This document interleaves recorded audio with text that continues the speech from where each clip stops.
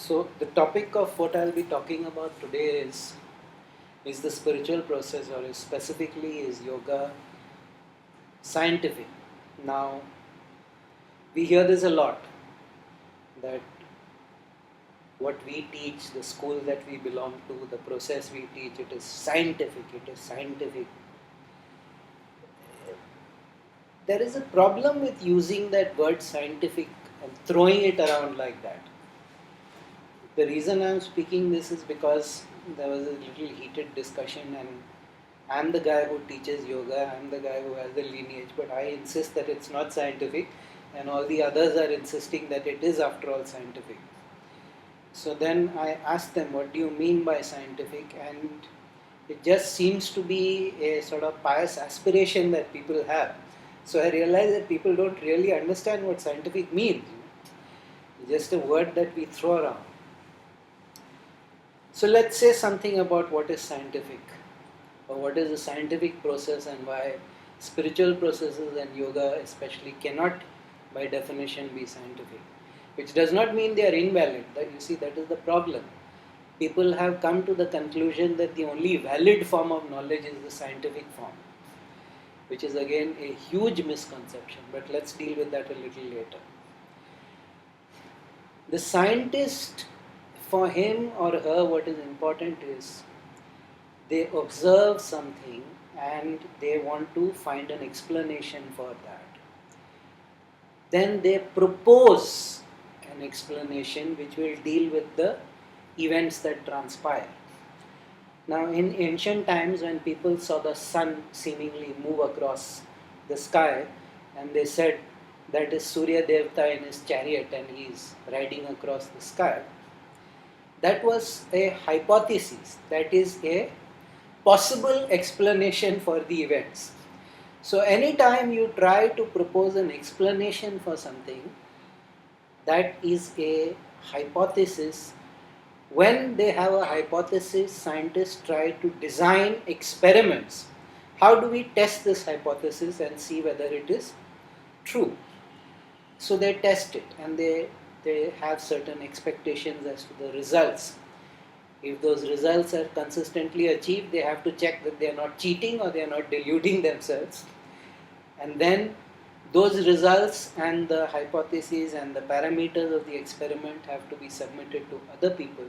That is a process called peer review, where other scientists try to replicate your results.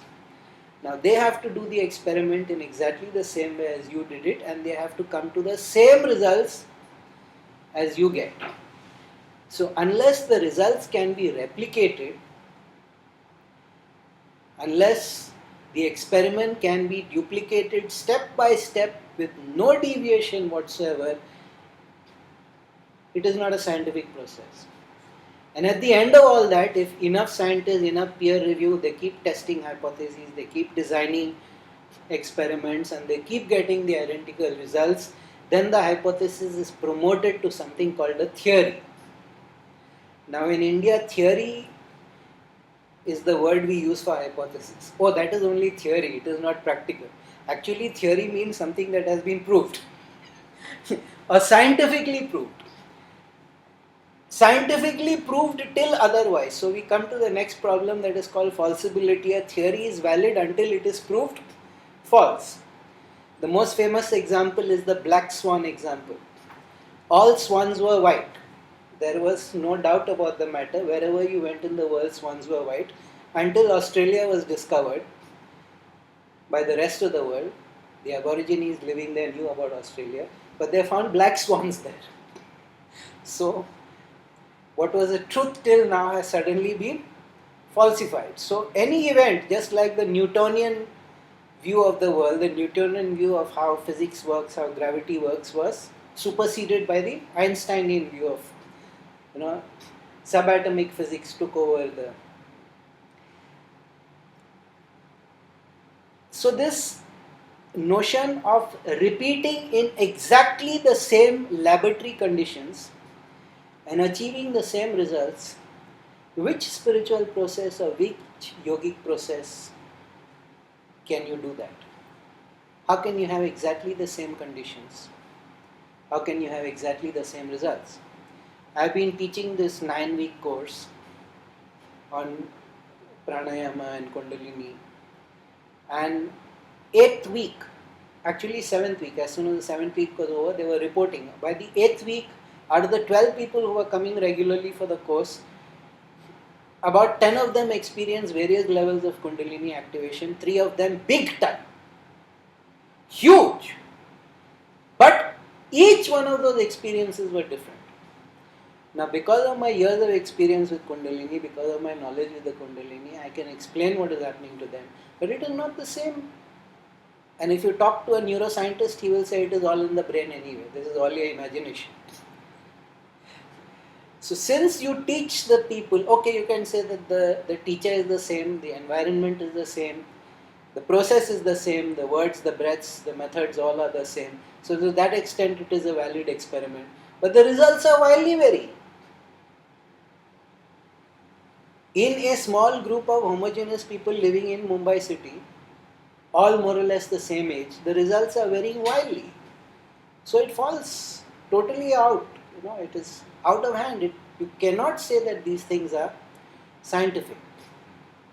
And the same with anything. Even if you learn Hatha Yoga asanas, you learn mudras, whatever spiritual process you learn, why do we stick to spiritual process? You teach people music. People have varying levels of success. You teach people to paint. They have varying levels of success.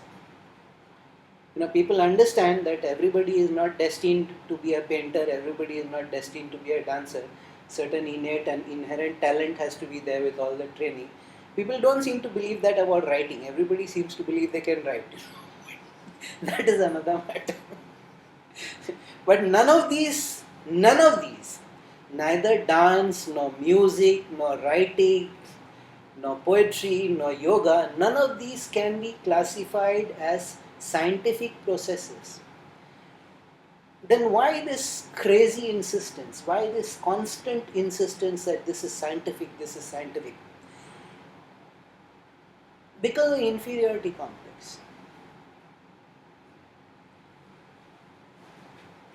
We have come to the point where we believe that the only valid form of knowing, the only valid form of knowledge is the scientific method, and all others are somehow inferior.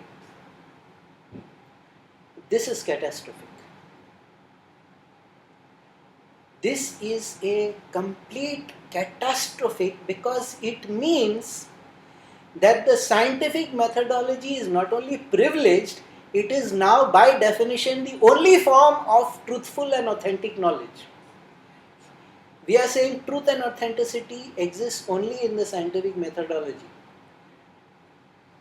That is an awfully stupid thing to say. For those who want to know about the challenges from within the scientific establishment to the whole scientific worldview, Rupert Sheldrake. Just go on to YouTube and you will find the 10 myths or the 10 problems with science. He's a guy who really talks very, very articulately and clearly about it, where he speaks about all the limitations of the scientific worldview. But the scientific worldview is so successful, you see, we are one civilization whether we like it or not. I was making this point to this cross-cultural group. I had people from South America, from Egypt, from Europe. I had one person who was actually born in Slovakia but grew up in Argentina. I don't know how that happened. Just last week in Goa, I was doing this corporate workshop and I was saying see, we are all coming here in Goa and we are all speaking the common language English. So whether we like it or not, we have become one global civilization. Even the Taliban, who rejects everything in the world, they don't want to fight from horseback with bows and arrows and swords. They want AK-47s, rocket launchers, and if possible an atom bomb. Yes? So the civilizational argument is over. The civilizational argument is over. Whether we like it or not, we are one common civilization, one common global civilization. The only difference is in culture. And the only difference is, will we accept that the scientific paradigm is the only paradigm? It is a very powerful and a very useful and a very transformatory and a very universal and something that by default has been accepted by everybody. But is that the only form of knowledge that we will accept is valid? Is that the only form of knowledge that we will say, yes, that is true, that is authentic, everything else is somehow lacking? I wouldn't accept that. I wouldn't accept it for the sake of music, I wouldn't accept it for the sake of painting, I wouldn't accept it for the sake of literature. These are the things I've spent my life on. I don't have any scientific aptitude, I don't have any mathematical aptitude. I deeply respect those who have. But I will not let them tell me that my knowledge and my experiences are less authentic than their knowledge and their experiences. Yes, I agree, it is not scientific. That does not mean it is not authentic. That does not mean it is not true. So this inferiority complex, especially in India, we have this huge inferiority complex vis-a-vis the West. And until we get a stamp of approval from a Western authority, nothing seems to be enough for us. Nothing seems to be adequate for us. So this trying to say that we are completely up to date, I can understand why, and I don't really blame people for it, but insisting that something is scientific. So when we were having this conversation, one of my students said, but Indians feel more convinced if you say it is scientific. I'm like, that is because you don't know what the word scientific means. And I said, do you remember in school, all of us were made to write one essay, Vigyan ke Chamatkar. Yes, the miracles of science. Yeah, you were not, because you were not educated here, but the rest of us, we had to endure it. Yes, Vigyan ke Chamatkar, everybody remembers the miracles of science. Now, even as a child, I used to wonder, if it is science, how is it a miracle? And I was really shot down very heavily by my teacher, Rohit is being his usual self, asking these questions, and I'm like, Vigyan hai to chamatkar kaise? If it is science, how is it a miracle? But you see, that is the mind, that is the unconscious mind. We are telling children in our educational institutions, we cannot distinguish the two. We cannot distinguish. Of course, Arthur C. Clarke has a very famous statement where he said that any sufficiently advanced technology looks like magic to a less advanced society. It's one of his very, very famous statements where he said that if some advanced alien civilization discovers warp drive and finally comes to Earth, they will look like gods to us. Because their technology is so advanced, it will look like magic. But this whole confusion between Vigyan and Chamatkar, and this whole mishran, or this whole mingling between science and magic, or science and the supernatural, which is all fine. I mean, it's a society in transition. We are a country that has actual Stone Age cultures. The Jarawas in the Andaman Islands, they are a literal Stone Age culture. We have hunter-gatherers, we have subsistence farmers, we have industrial agriculture, we have all the stages of human development are perfectly preserved in India. India is a permanent museum for everything that is obsolete and been overtaken by history. But in India, history stops. We live in a zone outside of history, which is why we don't have a historical sense. We have a mythological sense. But this problem, there is a deeper issue. I understand all these things, and I don't really have an issue with somebody feeling or somebody wanting to say that their yoga is scientific, or that ancient India had great science.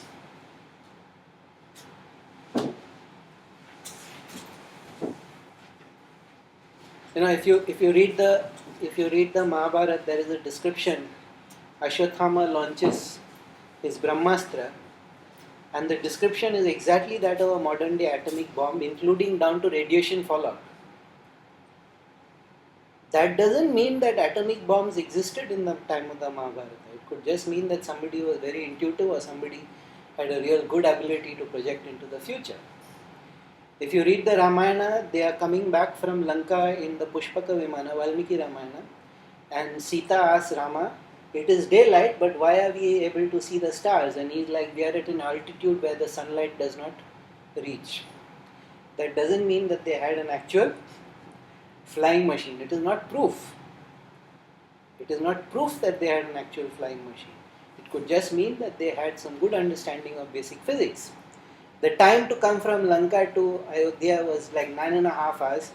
The Colombo-Allahabad flight, which used to be there in the days of the British, also used to take 9.5 hours. So again, that is not proof that we had a flying machine.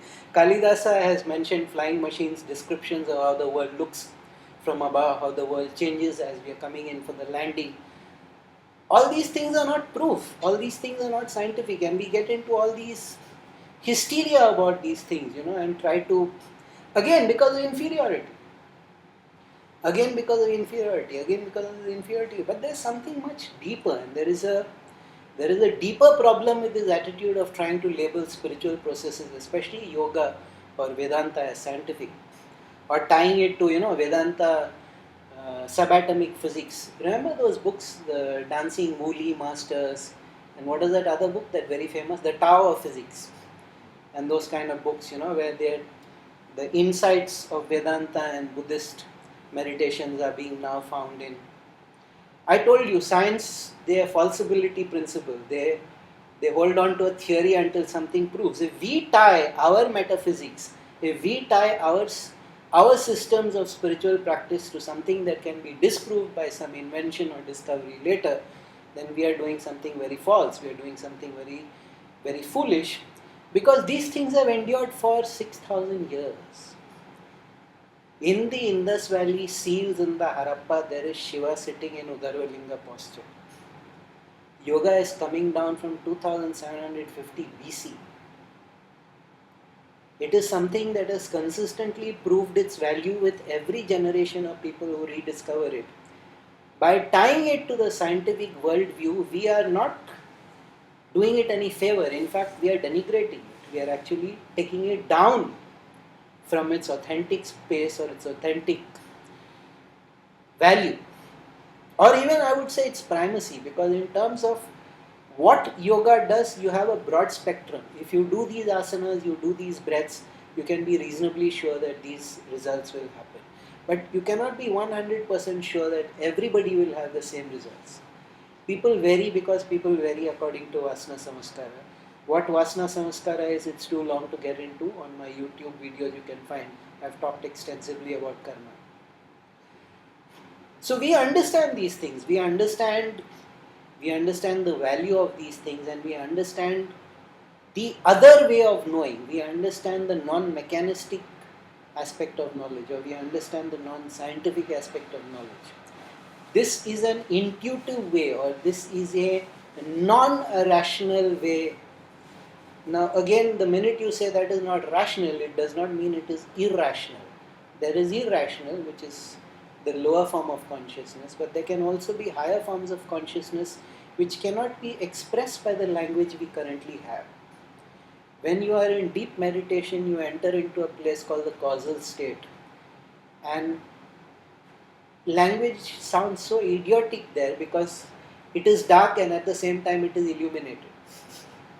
It is a light that is dark, it is a lightless light, it is a dark that glows. These are the kind of words that you come back with. Now, I go regularly there and I come back and I can tell you, the minute you try to describe that in words, because words are limited, and because the scientific paradigm says those are all misfiring chemical reactions in your brain, you are hallucinating.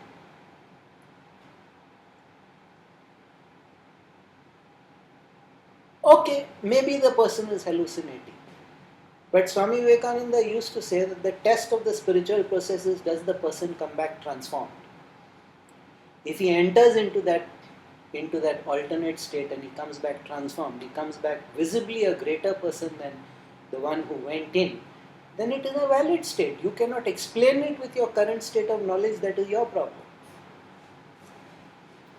Scientists will say, no, it is what that Munna Bhai film, chemical locha, it is a chemical imbalance in your mind.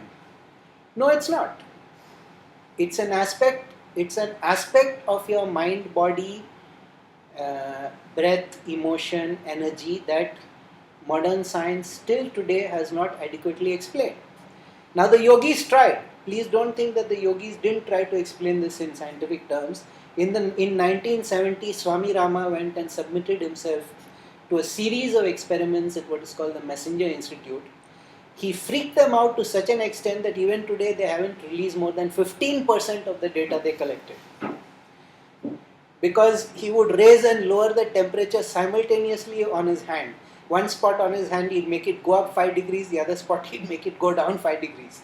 Now according to their knowledge, according to the scientific paradigm, that is impossible.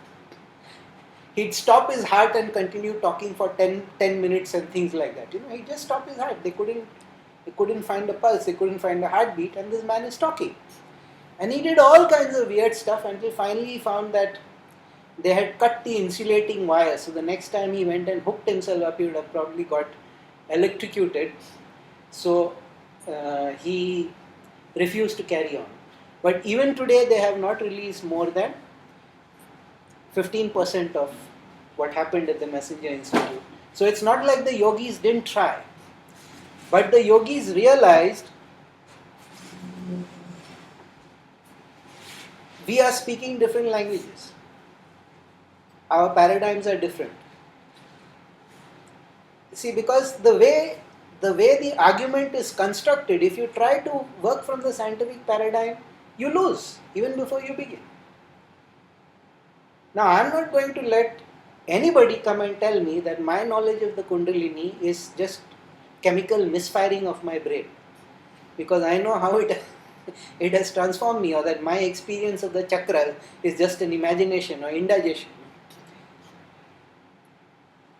So we need to be very clear about that. We don't need to defend it on false terms. I wouldn't even say false terms, I'm merely saying different terms. We don't need to defend what has been an enduring metaphysics, an enduring theology, an enduring and working system, an enduring transformational system in terms of a new paradigm that is hardly 400 years old. This is over 6,000 years old. And it's renewed with every generation. Every new generation of yogis has to find and add value. I'm talking about yoga because that is what I know the most. But I'm talking about most things. You don't try to defend music in terms of, you can scientifically analyze it, but that all the scientific knowledge is not going to make you a good singer or a good player of an instrument. It functions from a different level of capability, talent and ability. That has its own validity. It is not scientific. No matter how much you train somebody, if they don't have the natural innate faculty in them, they are not going to be a good singer. So the objection they have to all these yogic processes is the results vary, the results don't happen. But the results vary even in painting, or even in dance, or even in music, or even in sports. Does that mean that all those things are also inauthentic? No, it only means they are not scientific. So yes, science is hugely important, but that does not mean it is the only way of knowing. It does not mean that it is the only form of knowledge. Or it does not mean it is the only form of truth. And that is very important, because you see, in our culture, truth has always been the central thing. Satyameva jayate, sada sadeva jayate. On our national motto, we have only part of the saying. We have only Satyameva jayate. It is truth wins, and it always and only truth wins. So, for the sake of truth, we need to drop these foolish notions. We need to stop this cringing inferiority that we have before what we think are the dominant paradigms, because these paradigms come and go.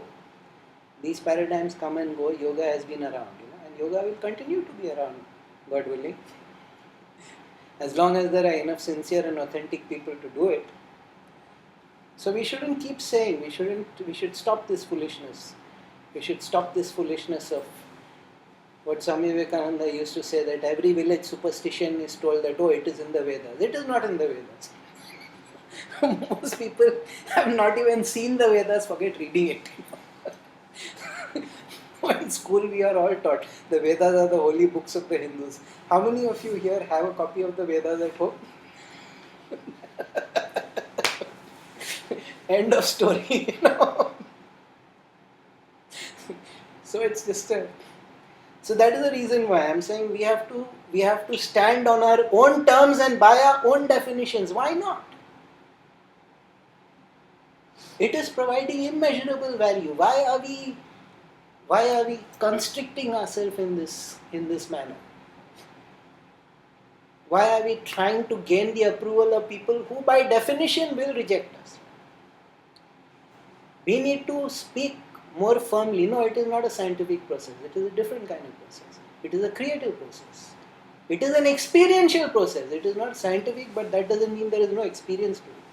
And it doesn't mean there isn't a vast body of literature, and they are written by very authentic and truthful men and women who would die rather than lie about what they are experiencing. Or, so to say that it is all made up stories also is not true. Yes, a lot of mythology is just imagination run riot, but when you're talking about yogic processes and what is possible in yoga, should be a little humility. Because once you get into yoga, you start realizing that our knowledge about our body is so limited. The human body is such a fantastic organism, and it is a still evolving organism, and yoga is the only thing in the world that really understands. Science knows that the human is evolving. Yoga says it can be consciously evolved. Yoga actually knows that the human being can be consciously evolved, and there are processes to do it. They don't say it out in public because they're not interested in gaining any kind of stamp of scientific authenticity. But we should stop. I think yoga can stand on its own feet, spiritual processes can stand on its own feet. It doesn't need the support or the prop of being scientific. They're not scientific, it is an experiential truth, and that is enough. Yes? Meditation.